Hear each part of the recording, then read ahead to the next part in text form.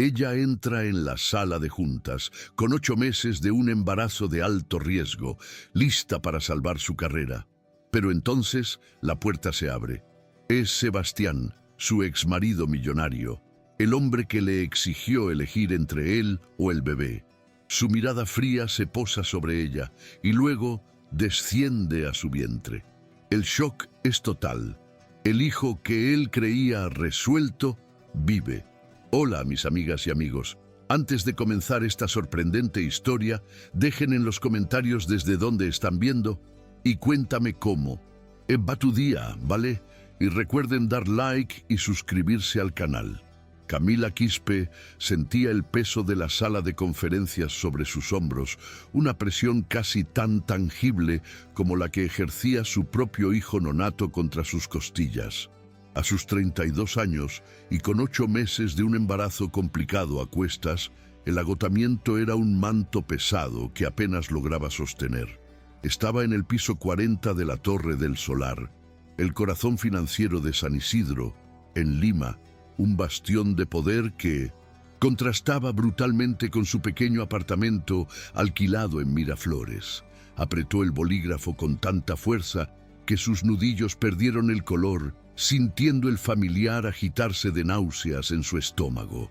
Hoy no podía permitirse flaquear. Sobre la mesa de caoba pulida descansaba el proyecto de su vida, los planos y renders para la nueva ala pediátrica del Hospital Central de Lima.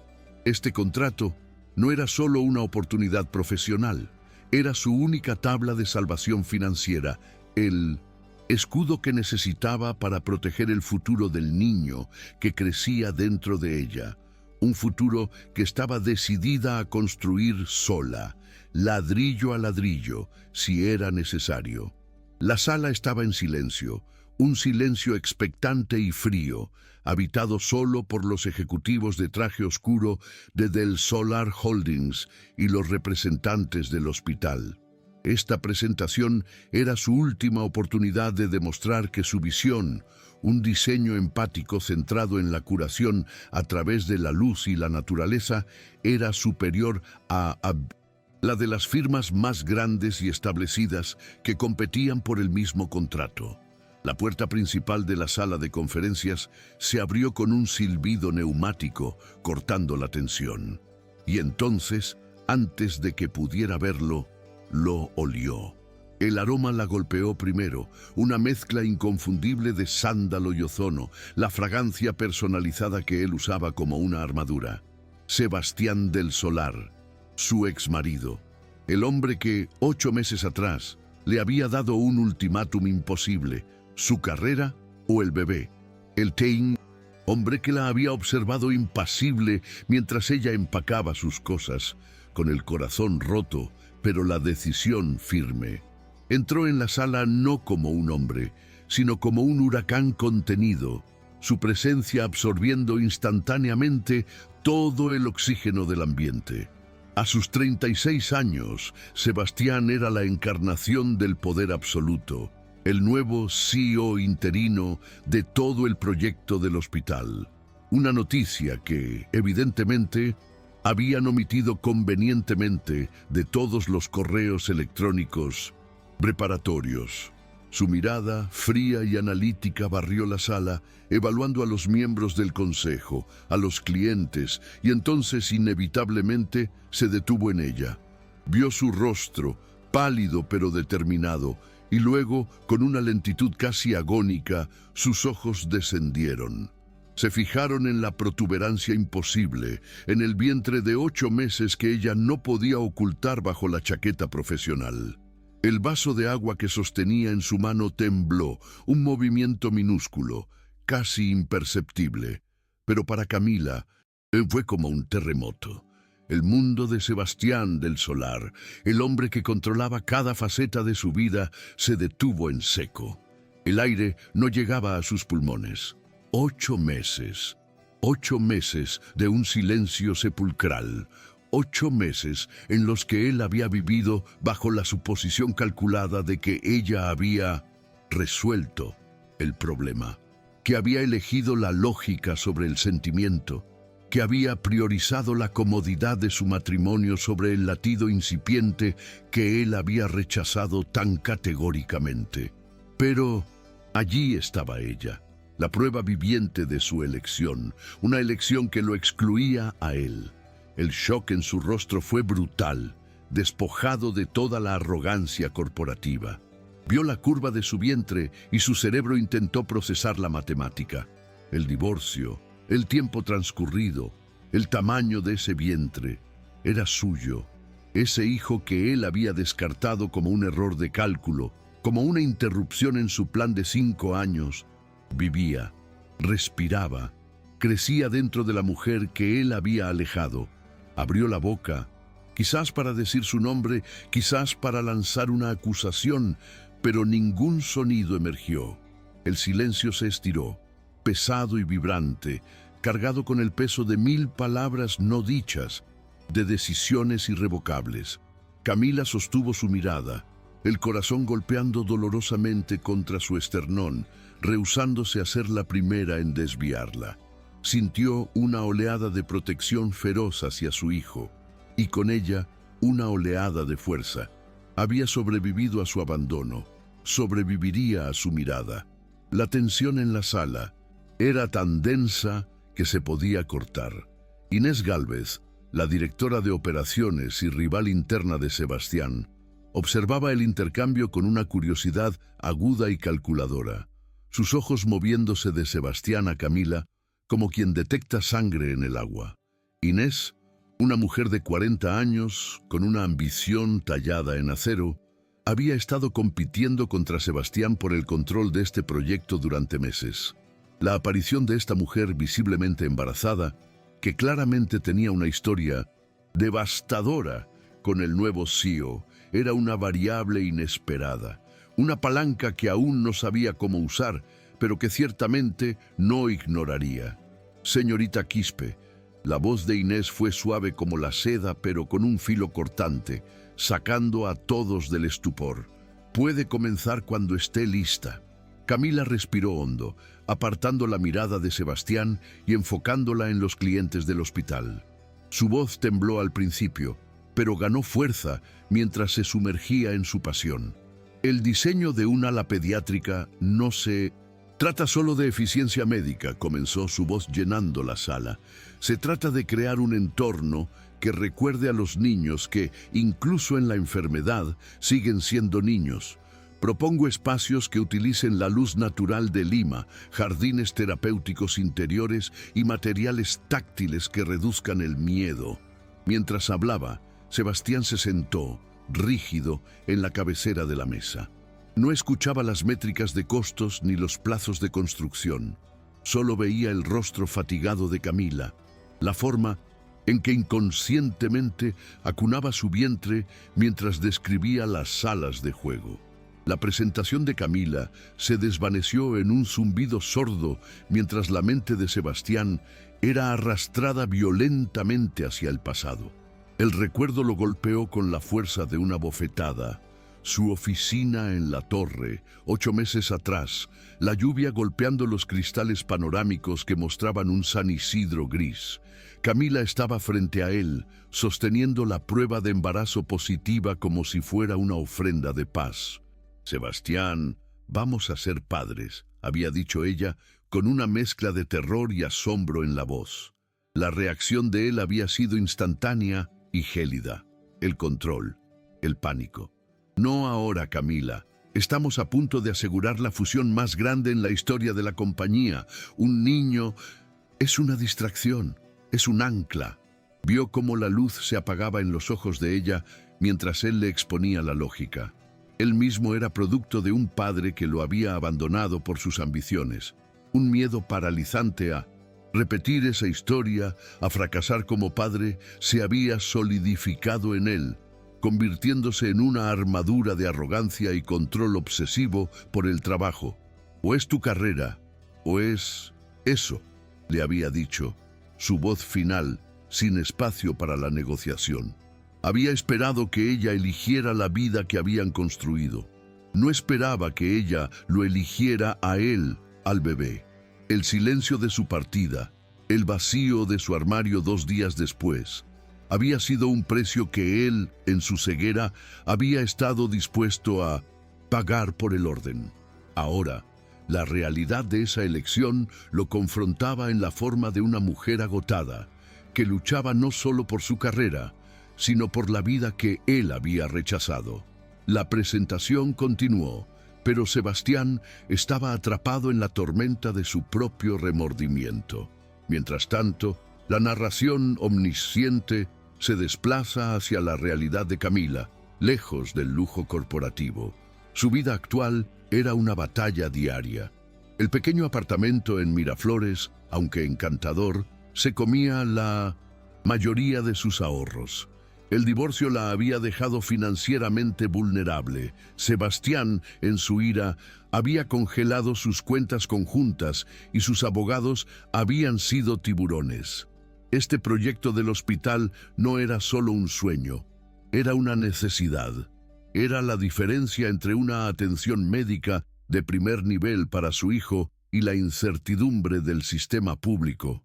Pero más allá del dinero, estaba su salud. La presión arterial de Camila había sido una preocupación creciente durante el último trimestre, un fantasma que acechaba cada una de sus visitas al médico. El estrés de la competencia, combinado con el trauma emocional no resuelto del abandono, estaba pasando factura a su cuerpo de maneras peligrosas.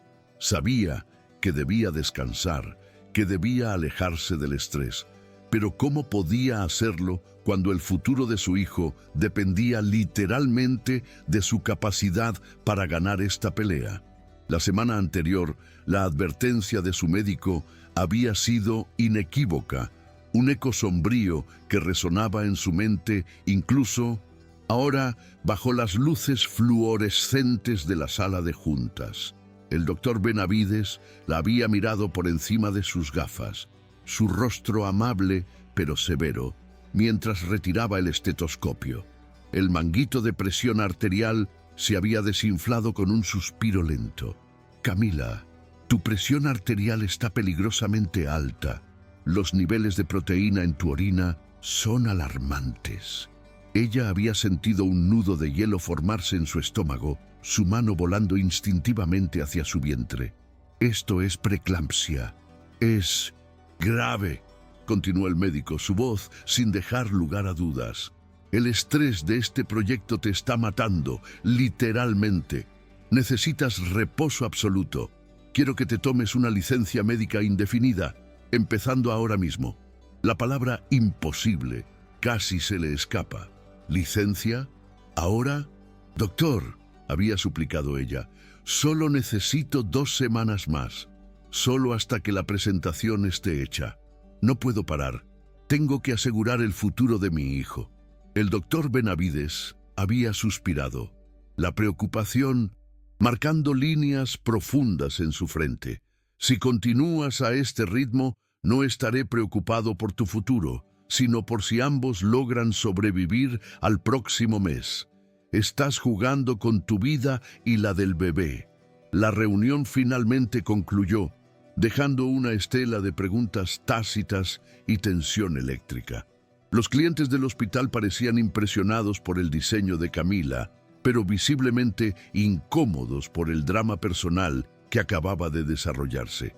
Camila recogió sus cosas con manos temblorosas, desesperada por escapar al aire libre, lejos de la mirada penetrante de Sebastián. Salió de la sala casi corriendo, su cuerpo pesado protestando con cada paso apresurado hacia el ascensor. No llegó lo suficientemente lejos. Cuando las puertas del ascensor se abrieron en el estacionamiento subterráneo, el aire frío y el olor a concreto húmedo la golpearon, pero no fue suficiente para calmar el pánico que subía por su garganta. Él la estaba esperando junto a su modesto automóvil. «Camila, espera».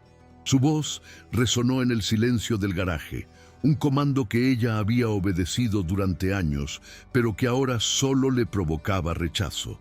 Se apoyó contra la puerta de su auto, la necesidad de sentarse abrumadora mientras él se acercaba.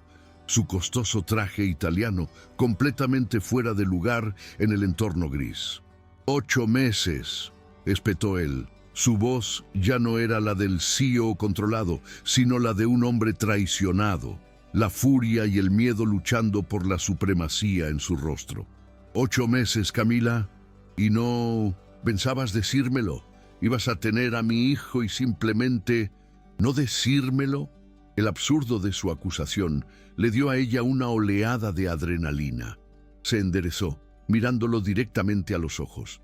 La disparidad de poder entre ellos. Él, el multimillonario. Ella, la diseñadora luchadora, evaporándose frente a la cruda verdad de su abandono.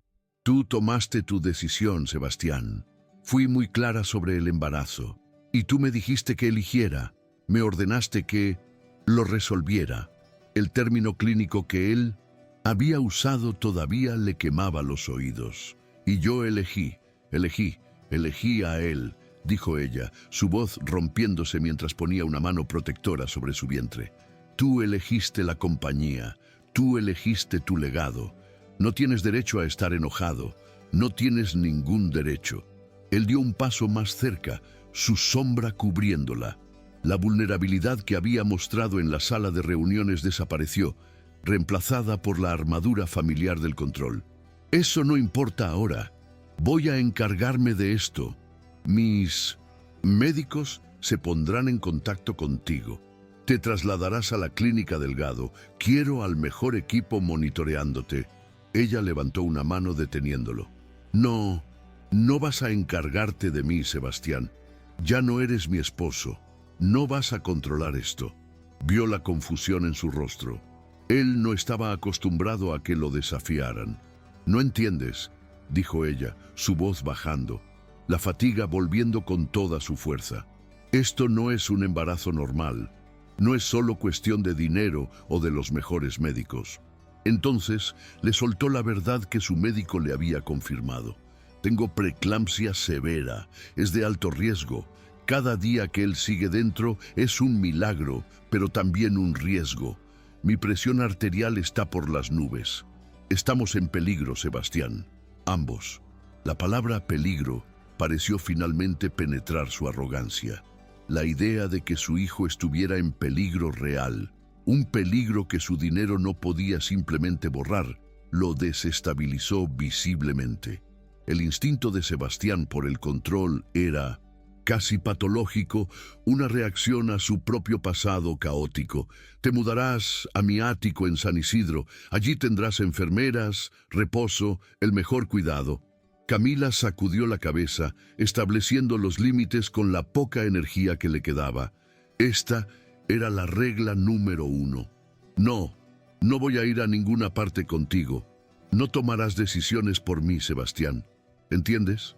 Vio que él abría la boca para discutir, para arrollarla con su poder y sus recursos, así que le ofreció un mínimo compromiso, más por el bien de su hijo que por el de él. Puedes ayudar con los gastos médicos. Si tu conciencia lo necesita, puedes pagar la clínica. Pero eso es todo. No eres mi esposo y no eres mi protector. El golpe aterrizó. Él retrocedió como si lo hubiera abofeteado físicamente. Estaba estableciendo las reglas y por primera vez en su relación, ella tenía el control total. Él luchó por recuperar el equilibrio, su mente girando. Pero es mi hijo, Camila, nuestro hijo. El uso de nuestro fue como vinagre en una herida abierta. No, dijo ella, su voz fría. Es mi hijo. Yo lo he llevado. Yo he luchado por él. Se llamará Lucas. La regla número 2. La relación era estrictamente sobre el bebé, un bebé que ella ya había nombrado sin él. Y una cosa más, Sebastián, añadió, abriendo la puerta de su auto. El contrato del hospital. No vas a interferir. No quiero tu piedad y no quiero tu caridad. Voy a ganar ese contrato por mis propios méritos, no porque soy la madre de tu heredero no deseado. Regla número 3. Se metió en el auto, el esfuerzo dejándola sin aliento, y cerró la puerta, dejando a Sebastián del Solar solo en el frío estacionamiento, observando cómo la única mujer que alguna vez lo había desafiado y el hijo que nunca supo que quería, se alejaban de él. De vuelta en el piso 40, Sebastián entró en su oficina como una nube de tormenta. La fachada de control se había roto, dejando al descubierto el pánico crudo que sentía, el miedo paralizante de su infancia, el miedo al fracaso, el miedo a ser como su padre, lo estaba ahogando. Preeclampsia, alto riesgo. Se sentó pesadamente, su mirada perdida en el horizonte de Lima. Mientras pasaba por el corredor de ejecutivos, pasó junto a la oficina de Inés Gálvez. La puerta estaba entreabierta y la oyó hablar por teléfono, su voz baja y confidencial. Se detuvo instintivamente. Absolutamente de acuerdo. El diseño conceptual de Quispe es innovador, no hay duda, decía Inés. Pero la situación personal, seamos honestos. Está a punto de dar a luz y es un embarazo de alto riesgo. Vimos cómo el CEO la miraba. Es una responsabilidad que no podemos asumir. Es demasiado inestable emocionalmente. Sebastián sintió que la sangre se le helaba. Inés ya estaba usando a Camila, usando a su hijo, como un arma para sabotear el proyecto y, por extensión, a él mismo. La guerra acababa de empezar. Esa noche, Sebastián no pudo dormir. La imagen de Camila, agotada y desafiante, y las palabras de Inés, venenosas y estratégicas, daban vueltas en su cabeza. Impulsado por una mezcla de culpa y un pánico que no sabía cómo manejar, hizo algo completamente ilógico. Condujo hasta Miraflores. Apareció en la puerta de Camila a las 10 de la noche, cargado no con flores o disculpas, sino con bolsas de supermercado. Pensé que comenzó torpemente cuando ella abrió la puerta, con el ceño fruncido por la confusión y la irritación. Necesitabas comida. Camila miró dentro de las bolsas. Quinoa gourmet, importada, agua de manantial de los Alpes, chocolates belgas oscuros y un costoso queso francés. Nada que una mujer embarazada con presión arterial alta debiera comer, y nada que pareciera una comida real. Sebastián, ¿alguna vez has cocinado algo que no sea una reserva en un restaurante?, preguntó ella, un suspiro de exasperación escapando de sus labios. Él se quedó allí, el CEO multimillonario, pareciendo un adolescente torpe en su porche. No sé qué comen las personas embarazadas. Ella finalmente se hizo a un lado, demasiado cansada para discutir.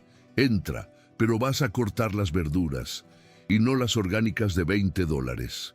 Fue la tregua más tensa de sus vidas. Al día siguiente, ignorando las llamadas de su asistente, Sebastián regresó. Esta vez traía una caja de madera plana y enorme. La cuna. La había comprado en la tienda más cara de Lima. Lucas necesita dónde dormir, murmuró, como si eso lo explicara todo. Y entonces comenzó el espectáculo. El hombre que dirigía fusiones de miles de millones de dólares que podía destruir a sus competidores con una sola llamada telefónica, fue completamente derrotado por un manual de instrucciones sueco y una llave Allen. Durante 2 horas, Camila lo observó desde el sofá, con los pies en alto como le había ordenado el médico. Lo vio maldecir en voz baja, lo vio intentar forzar las piezas, lo vio casi darse por vencido. «El manual está al revés, Sebastián», dijo ella finalmente, la sombra de una sonrisa jugando en sus labios por primera vez en meses. Él la miró desde el suelo, sudoroso, frustrado y completamente vulnerable, rodeado de piezas de madera pálida. «Esto», dijo él, señalando la cuna medio ensamblada con la llave, «es significativamente más difícil que una OPA hostil». Ella soltó una pequeña risa, un sonido que él no se dio cuenta de cuánto había extrañado. Fue el primer momento de paz, una grieta minúscula en la armadura que él había construido meticulosamente a su alrededor. La tregua era frágil, tejida con hilos de torpeza y necesidad. Los días siguientes a la debacle de la cuna, Sebastián se convirtió en una presencia incómoda pero constante en el apartamento de Miraflores. Había investigado. Las bolsas de supermercado ya no contenían quesos franceses, sino espinacas frescas, lentejas, pescado blanco y camotes. Alimentos específicos que había leído eran cruciales para combatir la hipertensión. Intentaba cocinar, y aunque sus esfuerzos seguían siendo lamentables, un puré de camote que parecía más bien cemento naranja. El esfuerzo era tan transparente, tan patéticamente sincero, que Camila no tuvo corazón para echarlo. Lo observaba desde el sofá, donde él la había prácticamente encadenado, mientras él revisaba sus informes médicos con la misma intensidad que dedicaba a un análisis de mercado. Sebastián, por el amor de Dios, deja de leer mis análisis de sangre como si fueran un informe de ganancias trimestrales. Le espetó ella un atardecer, frustrada por su vigilancia. Él levantó la mirada de la hoja, su rostro tenso. Solo quiero entender los riesgos, Camila, los riesgos cuantificables. Si entiendo al enemigo, puedo combatirlo. Ella suspiró, el sonido cargado de cansancio y una emoción que no se atrevía a nombrar. No es una adquisición hostil, Sebastián, es mi cuerpo. No puedes manejar esto. A pesar de sus palabras, su presencia, la calma sorprendente que él proyectaba cuando estaba concentrado en protegerla, había hecho que su presión arterial bajara por primera vez en semanas. Sin embargo, la independencia de Camila era una bestia mucho más difícil de domar que su presión arterial. El proyecto del hospital era su ancla, la prueba tangible de que ella era más que la exesposa de Sebastián del Solar, más que una víctima de las circunstancias. Era su identidad. Cuando su teléfono sonó con una llamada urgente del maestro de obra sobre un problema estructural en el sitio, supo que no podía resolverlo por teléfono. Sebastián estaba en una reunión en Mindo de Centeset, la Torre del Solar. Una reunión que ella sabía que era con los inversores del hospital, probablemente para discutir las contingencias que Inés Gálvez sin duda estaba sembrando. Solo voy a una consulta rápida con el doctor Benavides. Le mintió por mensaje de texto sintiendo una punzada de culpa. Era una mentira necesaria. Necesitaba ver el sitio, necesitaba resolver el problema, necesitaba demostrar a sí misma y al mundo que todavía estaba al mando. Se puso el casco de seguridad sintiendo el peso familiar sobre su cabeza e ignoró el leve mareo que la asaltó al salir del auto en el polvoriento sitio de construcción en el centro de Lima. El caos del sitio de construcción la envolvió. El estruendo de los martillos neumáticos, el olor a concreto fresco y el grito de los capataces eran una sinfonía familiar que por un momento la hizo sentir completa. Estaba allí, en medio del esqueleto del edificio que había diseñado, el ala pediátrica, su sueño. Señorita Quispe, el problema está aquí con las vigas de soporte para la sala de hidroterapia, explicó el ingeniero, mostrándole los planos. Ella se concentró, su mente aguda analizando el problema, sugiriendo una solución que redistribuía la carga. Se sintió poderosa, en control, pero el esfuerzo, combinado con el sol abrasador de Lima que se filtraba a través del andamiaje, comenzó a cobrar su precio. Primero fue un zumbido en sus oídos. Luego, su visión periférica comenzó a oscurecerse, como si mirara a través de un túnel. Sintió una punzada aguda, una garra de hielo que se cerraba profundamente dentro de su abdomen. El dolor la dobló por la mitad. «Señorita», comenzó a decir el ingeniero, pero su voz sonaba lejana. El pánico la inundó. Agarró su teléfono con manos temblorosas, su instinto gritando un solo nombre. Marcó. «Sebastián». Logró jadear, su voz apenas un susurro mientras se deslizaba contra una pila de sacos de cemento.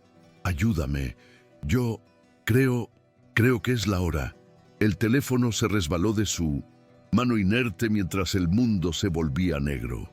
Para Sebastián, la llamada fue un torpedo que atravesó la fachada de su reunión. Estaba en medio de un tenso debate con Inés y los clientes del hospital, defendiendo el cronograma de Camila, cuando su teléfono personal vibró. La palabra Camila brilló en la pantalla. «Discúlpenme un momento», dijo, su voz ya tensa. Salió al pasillo y contestó. El débil susurro de ella, las palabras «ayúdame» y «es la hora», hicieron que su sangre se convirtiera en hielo. No hubo más sonido que el de la estática. «Camila, Camila, ¿dónde estás? Dime dónde estás». Silencio. Rastreó su teléfono. El sitio de construcción. Corrió. No recordaba haber salido de la torre, ni el viaje frenético por el caos de la vía expresa, gritándole a su chofer que ignorara cada semáforo. Irrumpió en el sitio como un loco, viendo la ambulancia que ya estaba allí, llamada por el capataz.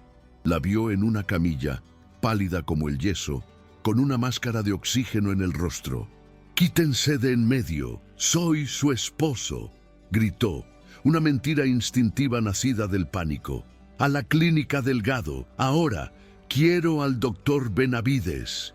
Subió a la ambulancia antes de que pudieran detenerlo, tomando su mano fría, su mente una cacofonía de terror y culpa. «Te mentí», susurró ella, sus ojos apenas abiertos. «Fui al sitio. Cállate, Camila, ahorra fuerzas, no te atrevas a dejarme. ¿Me oyes? No te atrevas». El olor a antiséptico y el brillo estéril de la clínica Delgado lo asaltaron. El doctor Benavides los estaba esperando en la entrada de emergencias, su rostro una máscara de grave preocupación. Camila fue llevada de inmediato y Sebastián fue relegado a la sala de espera, su poder y su riqueza evaporados. Era solo un hombre aterrorizado. «Señor del Solar», dijo Benavides, saliendo minutos después, quitándose las gafas. «La situación es crítica. Su presión arterial es de 180/110. Estamos perdiendo el control. La preeclampsia se ha vuelto severa. Estamos al borde de una eclampsia, lo que significaría convulsiones. Eso podría matarla a ella y al bebé». Sebastián sintió que el suelo desaparecía bajo sus pies. «Dinero. ¿Qué necesita? El mejor equipo. Un traslado a Houston». El médico negó con la cabeza. Su calma profesional un contraste irritante con el caos interno de Sebastián. «Esto no se trata de dinero. La estamos estabilizando. Pero la única cura real para esto, la única forma de salvar su vida, es el parto. Tenemos que sacar al bebé». Sebastián palideció. «¿Ahora? Es demasiado pronto. Tiene 8 meses». «Es eso», dijo el médico, su voz sin piedad, «o arriesgarnos a perderlos a ambos». Mientras Sebastián se enfrentaba a la elección imposible en el pasillo de la clínica, la noticia del colapso de Camila se extendió por los canales corporativos como un reguero de pólvora. Inés Gálvez, desde su impecable oficina en San Isidro, no perdió un segundo. Había recibido un correo electrónico discreto de su contacto en la administración de la Clínica Delgado, confirmando la admisión de emergencia. Esta era la oportunidad que había estado esperando. Levantó el teléfono y marcó el número del principal inversor del hospital, el señor Aramburu. Su voz era un estudio de falsa compasión. «Señor Aramburu, lamento molestarlo. Tengo noticias desafortunadas sobre la señorita Quispe». Hizo una pausa dramática. «Es una verdadera tragedia, por supuesto. Todos le deseamos lo mejor. Ha sido ingresada de emergencia, un colapso total en el sitio». Dejó que eso se asentara. Como le había advertido sutilmente, su estado emocional. Bueno, ahora se ha manifestado en un colapso físico completo. Es evidente que no está en condiciones de continuar. El proyecto no puede permitirse este nivel de inestabilidad. Necesitamos proponer una contingencia de inmediato. Mi equipo está listo para asumir el control total y garantizar que no haya más retrasos». El mensaje era claro. Camila era un riesgo. e Inés era la salvación. De vuelta en el hospital, el tiempo se había agotado. Un coro de alarmas sonó desde la habitación de Camila. El monitor fetal mostraba una caída drástica y sostenida en el ritmo cardíaco del bebé. El doctor Benavides irrumpió en la sala de espera, su rostro pétreo. No podemos esperar más. El bebé está en sufrimiento fetal agudo y la presión de Camila está fuera de control. La estamos preparando para una cesárea de emergencia. Ahora, Sebastián, sintiendo que sus rodillas cedían, fue empujado por una enfermera para firmar los formularios de consentimiento. Su mano, la misma mano que firmaba acuerdos multimillonarios con una estabilidad de acero, apenas podía sostener el bolígrafo. Miró a través de la puerta entreabierta a Camila, que estaba siendo preparada por un enjambre de batas verdes, sus ojos cerrados por la medicación. «Perdóname, Cami», susurró a la habitación vacía, el peso de su abandono inicial, de su arrogancia, cayendo sobre él con una fuerza aplastante. «Perdóname por todo». La espera fue un infierno estéril. Sebastián se quedó solo en el pasillo de la unidad quirúrgica, un lugar donde el tiempo se movía de manera diferente, cada segundo estirándose en una agonía. El zumbido de las luces fluorescentes sobre él era un ruido ensordecedor. El olor a yodo y a lejía le quemaba la garganta. Intentó recordar cómo rezar, pero las palabras se habían ido, reemplazadas por el recuerdo de su padre abandonándolo, por el terror paralizante de que él estaba haciendo lo mismo, de que había fallado, de la manera exacta en que juró que nunca lo haría. Metió la mano en el bolsillo de su chaqueta y sus dedos rozaron algo suave. El pequeño zapato de lana, el que había visto en el apartamento de Camila la noche de la cuna, y que había guardado sin que ella lo supiera. Lo agarró con tanta fuerza que sus uñas se clavaron en su palma, un ancla diminuta en un océano de miedo. Vio a enfermeras pasar corriendo, oyó el silbido de las puertas, pero no vio a nadie que viniera por él. Cada minuto era una sentencia. Finalmente, después de lo que pareció una vida entera, las puertas del quirófano se abrieron. No fue el doctor Benavides, sino una enfermera pediátrica con una expresión de urgencia controlada, empujando una caja de plástico transparente sobre ruedas, una incubadora de transporte. «Es un niño», dijo la enfermera sin detenerse. «Está vivo, pero es muy pequeño. Necesita ayuda para respirar. Lo llevamos a la UCI neonatal». Sebastián corrió tras ella, su corazón latiendo en su garganta. Llegaron a la unidad de cuidados intensivos neonatales, un mundo de luces tenues y pitidos rítmicos. La enfermera estacionó la incubadora y comenzó a conectar cables. Sebastián miró a través del vidrio. Su hijo, Lucas, era imposiblemente pequeño, su piel casi traslúcida, de un rojo frágil, su pecho agitándose con un esfuerzo visible. Un ser diminuto, ahogado en un mar de tubos y sensores. «Es un luchador», dijo la enfermera con amabilidad, viendo la expresión de shock en el rostro de Sebastián. Él levantó una mano rozando el frío vidrio que lo separaba de su hijo. Un atisbo de esperanza, frágil como el niño mismo, comenzó a nacer en su pecho.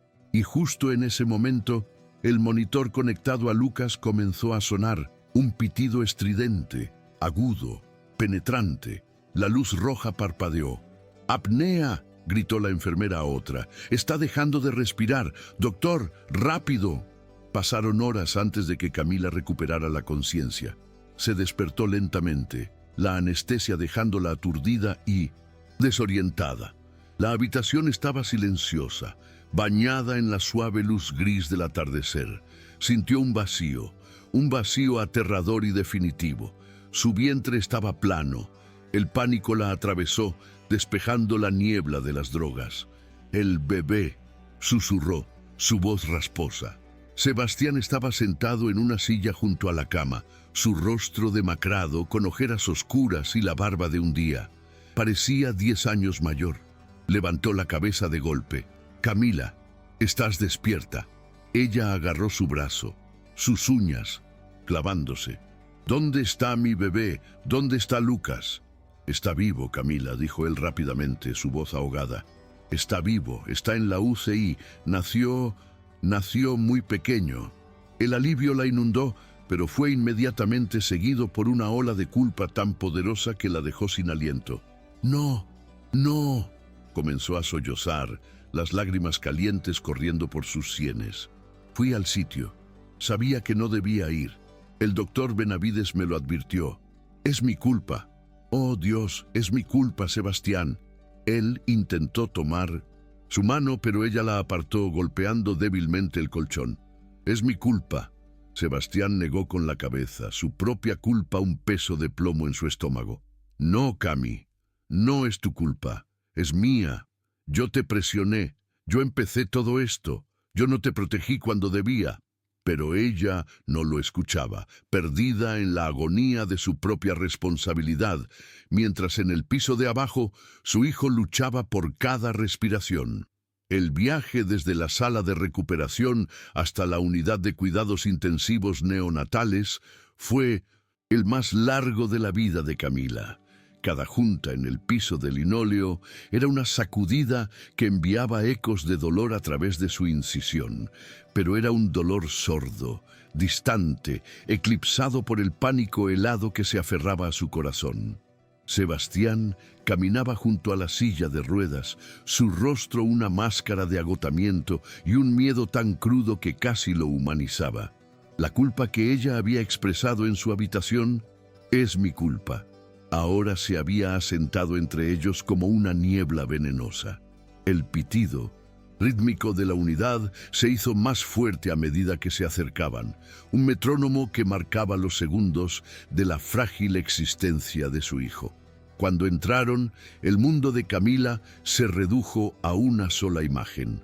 Una caja de plástico transparente bajo una luz azul bili.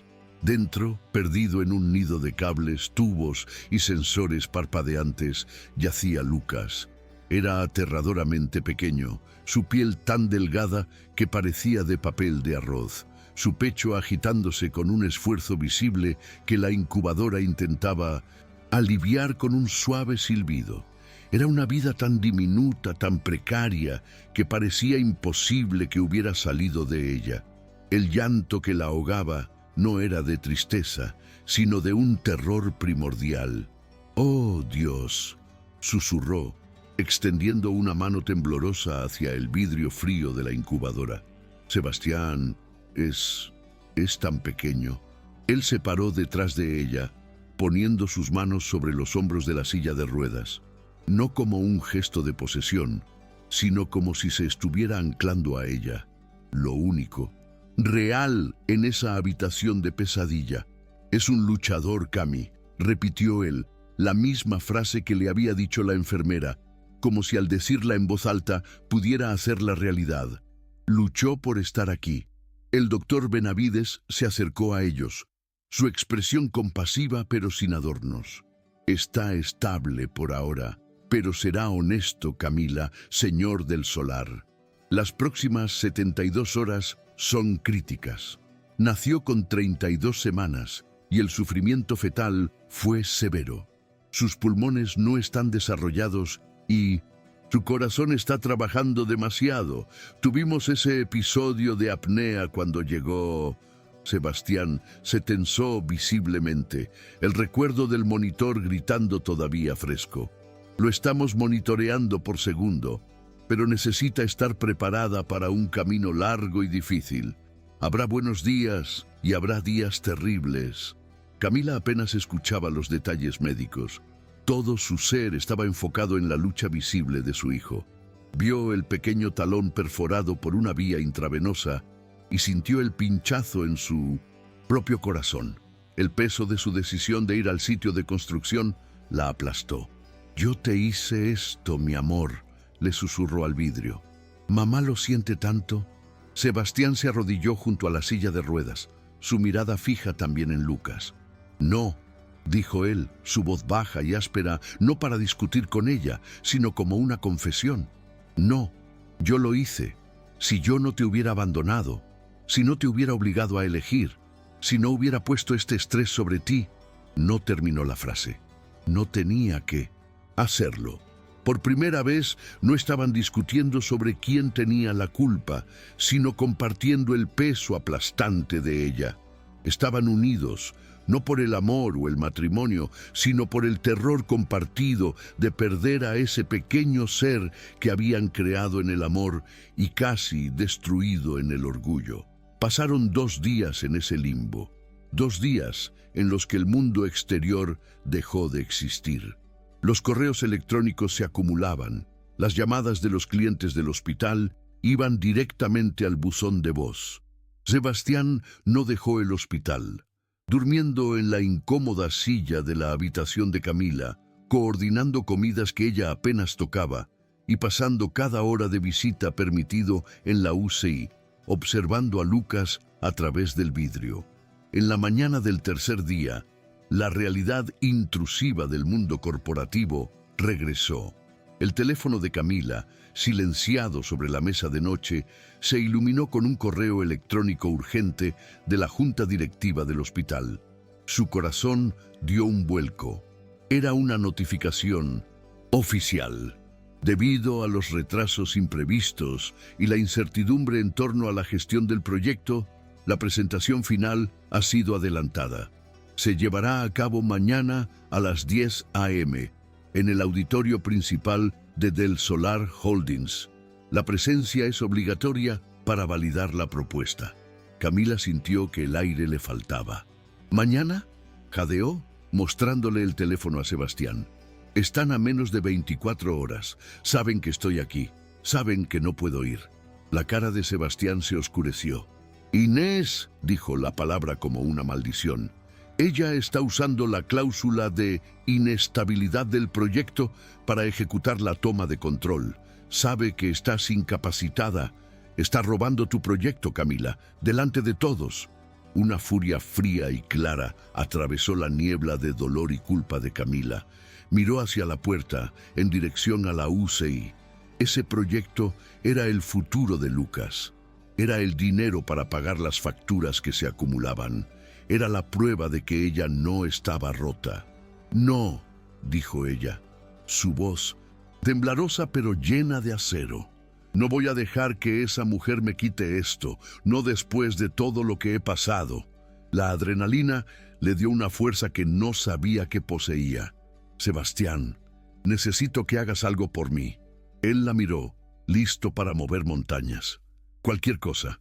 Consígueme una laptop, la mejor que tu departamento de TI tenga. Y necesito el enlace de internet más rápido y seguro de esta clínica. Llama a quien tengas que llamar. Y quiero una muda de ropa profesional. Y mi kit de maquillaje. Él la miró confundido. Camila, no puedes ir. No voy a ir, lo interrumpió. Voy a presentar desde esta cama de hospital. Voy a llamar por videoconferencia. Inés puede tener el auditorio, pero yo tengo el diseño. Y voy a ganar. Por primera vez en días, Sebastián vio a la mujer de la que se había enamorado. La diseñadora brillante y terca que nunca retrocedía. Pasó las siguientes horas en un frenesí, convirtiendo la habitación del hospital en un centro de comando.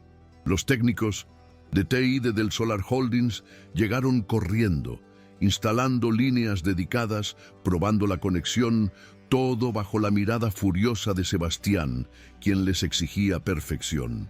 A las 9:55 a.m. del día siguiente, Camila estaba sentada erguida en la cama, el dolor de su cesárea controlado por una dosis de analgésicos.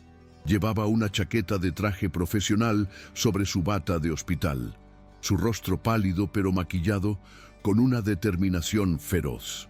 Sebastián estaba a su lado, monitoreando la conexión en una tableta separada. Estás conectada, Cami. Te están viendo.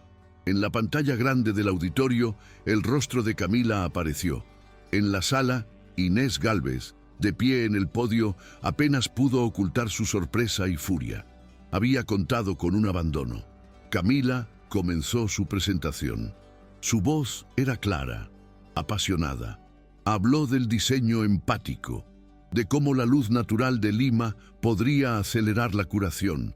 de los jardines sensoriales que había diseñado para niños en recuperación, estaba cautivando a la junta.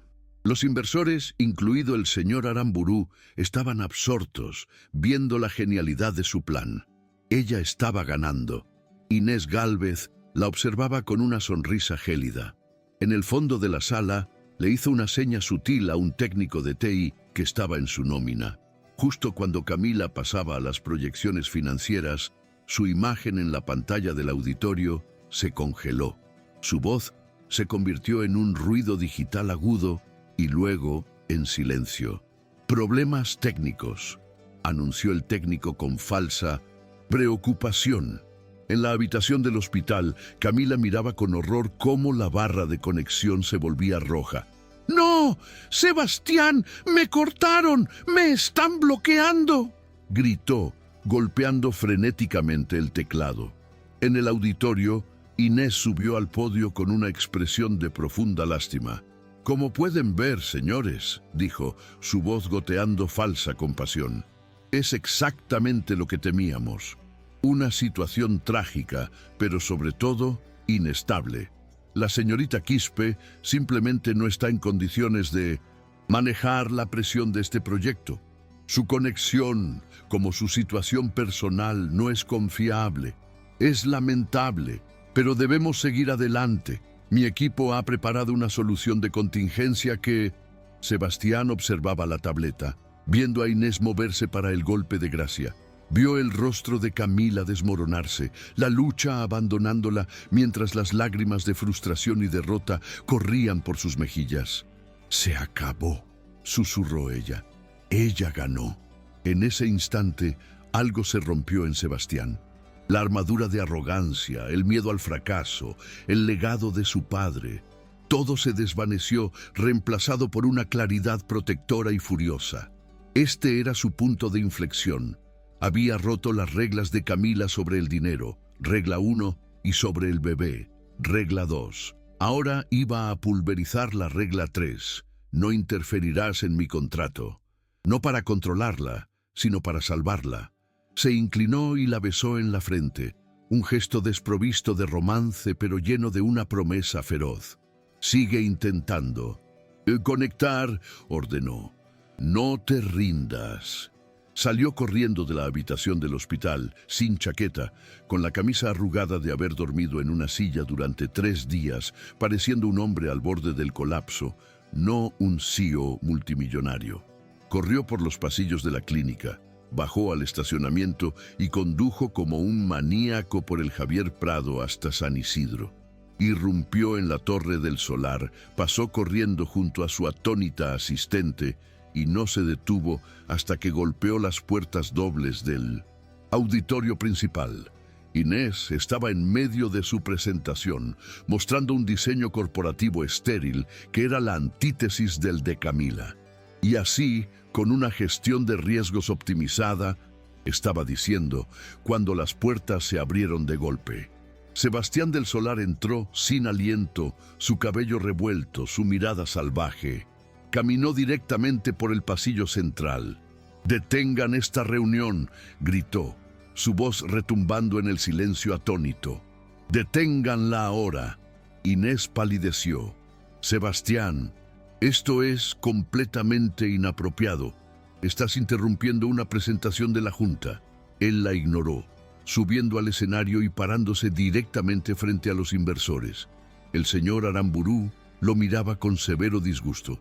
«Tiene razón en estar preocupado por un riesgo en este proyecto, señor Aramburu», dijo Sebastián, su voz ahora controlada, pero vibrando con una intensidad aterradora. «Pero se equivoca de persona. El riesgo no es Camila Quispe». Hizo una pausa, tomando una respiración profunda, sabiendo que estaba a punto de detonar su propia vida profesional. La situación personal de la que habla la señora Gálvez, la inestabilidad de la que la acusa, esa situación fui yo. Yo la creé». Un murmullo recorrió la sala. Inés parecía que iba a desmayarse. «Hace 8 meses, Camila Quispe era mi esposa», continuó Sebastián, su voz clara, confesional. Me dijo que estaba embarazada de nuestro hijo, y yo, aterrorizado de ser el tipo de padre que tuve, le pedí que eligiera entre nuestro hijo y yo. La abandoné. El silencio en el auditorio era absoluto, tan pesado que se podía sentir. Sebastián miró a cada miembro de la junta a los ojos, obligándolos a ver su vergüenza. Ella construyó este proyecto brillante. Cada línea, cada concepto empático que acaban de ver, lo hizo sola. Lo hizo mientras yo huía de mi responsabilidad como un cobarde. Lo hizo mientras sufría un embarazo de alto riesgo, un riesgo que yo provoqué con mi estrés y mi abandono. Señaló a Inés, que estaba congelada por el horror. Y ahora, mientras ella yace en una cama de hospital en este preciso momento, recuperándose de una cesárea de emergencia que salvó la vida de mi hijo, un hijo que casi pierdo por mi arrogancia, la directora Gálvez aprovecha esta tragedia personal para robarle su trabajo, insinuando que ella es inestable y saboteando su conexión. Se volvió hacia Aramburu. El riesgo aquí nunca fue ella. El riesgo fui yo, y la falta de ética es la señora Gálvez. El proyecto de Camila Quispe es genio y es resiliencia. Entonces lanzó el golpe final, el gesto que lo redimía todo. Si Del Solar Holdings no tiene el honor y la decencia de construir el ala pediátrica que ella diseñó, entonces yo, Sebastián Del Solar, financiaré cada centavo del proyecto personalmente. Elijan. En ese momento, la gran pantalla en la parte delantera de la sala parpadeó y volvió a la vida. Camila, de vuelta en línea desde su cama de hospital, estaba allí. Había escuchado todo. Estaba pálida, con lágrimas corriendo por su rostro, pero su mirada era fuerte. Miró directamente a Aramburu. Mi proyecto y mi integridad, dijo su voz, llenando la sala, hablan por sí mismos. El señor Aramburu se quedó mirando el rostro de Camila en la pantalla. Luego, la figura rota pero erguida de Sebastián en el escenario. Y finalmente, la expresión lívida de Inés. Se levantó lentamente. Señorita Quispe, dijo, su voz resonando con autoridad. Su integridad, al igual que su diseño, es exactamente lo que este hospital necesita. El contrato es suyo. Felicitaciones. Se volvió hacia Inés. Señora Gálvez, recoja sus cosas. Su conducta ha sido vergonzosa. Horas más tarde, el sol comenzaba a ponerse sobre Lima, pintando el cielo de naranjas y morados. En la silenciosa y tenue UCI neonatal, Camila estaba en su silla de ruedas junto a la incubadora de Lucas. Sebastián estaba de pie a su lado. El aire entre ellos estaba limpio, despojado de mentiras y arrogancia. Habían procesado los eventos del día en un silencio compartido. Rompí mi promesa, susurró Sebastián, sin mirarla, observando a su hijo. Interferí en tu contrato. Camila extendió la mano, no hacia él, sino hacia la incubadora. Salvaste mi trabajo, Sebastián. Salvaste mi nombre y dijiste la verdad. Gracias. Una enfermera se acercó con una sonrisa amable. Está despierto y está más fuerte hoy. Pueden tocarlo a través de los portales. Necesita sentir su piel. Camila, con manos temblorosas, deslizó su mano en la abertura circular y rozó la diminuta mano de Lucas. Sebastián hizo lo mismo por el otro lado, su dedo índice, grande y torpe, tocando la palma de su hijo. Y entonces sucedió el milagro. Lucas, el luchador, el niño nacido de la tormenta, agitó sus párpados translúcidos, abrió los ojos y su pequeña, minúscula mano, en un acto reflejo, se cerró con una fuerza sorprendente alrededor del dedo de Sebastián. Sebastián Del Solar se quebró. No fue un sollozo, sino un colapso silencioso. Las lágrimas que había contenido durante 36 años, las lágrimas por su propio padre, por su cobardía, por su hijo, corrieron libremente por su rostro. No las secó. Se quedó allí, anclado, su hijo aferrándose a él, finalmente redimido, no por las palabras, sino por la acción. 6 meses después, el aire salado del Pacífico soplaba suavemente a través del malecón de Miraflores. El sol de la tarde era cálido y dorado. En un área de césped con vistas al mar, Sebastián del Solar, ahora sin su armadura de trajes caros y con una camisa de algodón sencilla, empujaba un cochecito de bebé. A su lado, en una manta extendida, estaba Camila, revisando un juego de planos. Lucas, saludable, sonrosado y alerta, dormitaba en el cochecito, arrullado por el sonido del océano. El capataz dice que la instalación de las ventanas de luz natural para el atrio comienza el martes, dijo ella, señalando una sección del plano con un lápiz. La construcción del ala pediátrica Quispe estaba muy avanzada. Sebastián sonrió, frenando el cochecito y sentándose a su lado en la manta. Yo iré. Tú tienes tu cita de seguimiento con Benavides. No quiero que la faltes. Ella levantó la vista de los planos, la antigua tensión entre ellos, reemplazada por una cómoda complicidad. Podemos ir juntos, después de tu reunión con la nueva junta. Él había renunciado como CEO de Del Solar Holdings, aceptando un puesto reducido en el consejo para centrarse en la filantropía y en su familia. Me gustaría, dijo él en 1900, voz baja. Inés había desaparecido, envuelta en escándalos corporativos. La vida había seguido adelante. Camila enrolló los planos. Lucas comenzó a agitarse y Sebastián lo levantó con una facilidad practicada, acunándolo contra su pecho. Camila observó la escena, su corazón sanando lentamente. La confianza no se había restaurado mágicamente, se estaba reconstruyendo día a día, con acciones consistentes. Él le pasó el bebé a ella y ella lo acunó.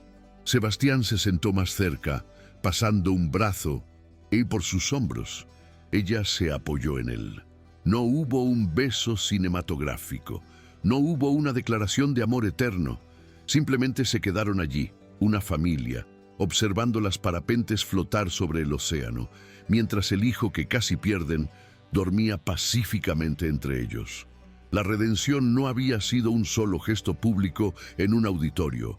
Era la elección diaria, tranquila y constante de estar presente.